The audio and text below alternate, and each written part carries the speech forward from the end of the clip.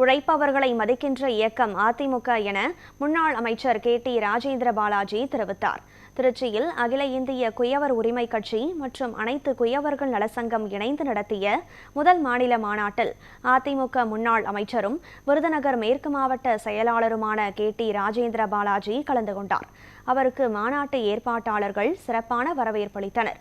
பின்பு மாநாட்டில் உரையாற்றிய அதிமுக முன்னாள் அமைச்சர் ராஜேந்திர பாலாஜி, நிச்சயமாக உங்களுக்காக அதிமுக குரல் கொடுக்கும் என்று கூறினார்.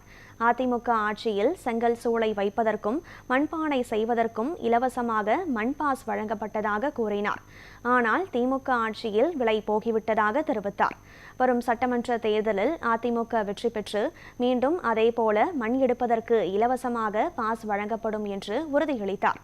எல்லோராலும் மதிக்கப்படக்கூடியவர்கள் குயவர் சமுதாயம் என்ற அவர், திமுக ஆட்சியில் ஒரு பிடி மண் எடுப்பதற்கு பணம் வசூலிக்கப்படுகிறது என கூறினார். மேலும் உழைப்பவர்களை மதிக்கின்ற இயக்கம் அதிமுக எனவும் KT ராஜேந்திர பாலாஜி தெரிவித்தார். நாம் பிந்தைய நிலையில் இருக்கின்றோம், நமக்கென்று யார் இருக்கிறார் என்று நினைக்கலாம். நிச்சயமாக உங்களுக்காக அனைத்து இந்திய அண்ணா திராவிட முன்னேற்ற கழகம் குரல் கொடுக்கும். பொதுச்செயலாளர் எடப்பாடியார் முதலமைச்சராக இருந்த பொழுது, நான் அமைச்சராக இருந்த பொழுது,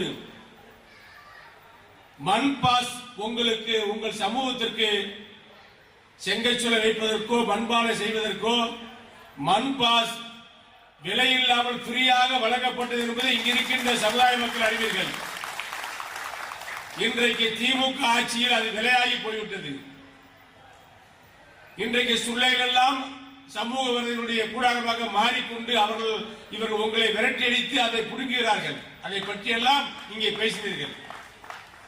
இந்த நிலையெல்லாம் மாறக்கூடிய காலம் வந்துவிட்டது.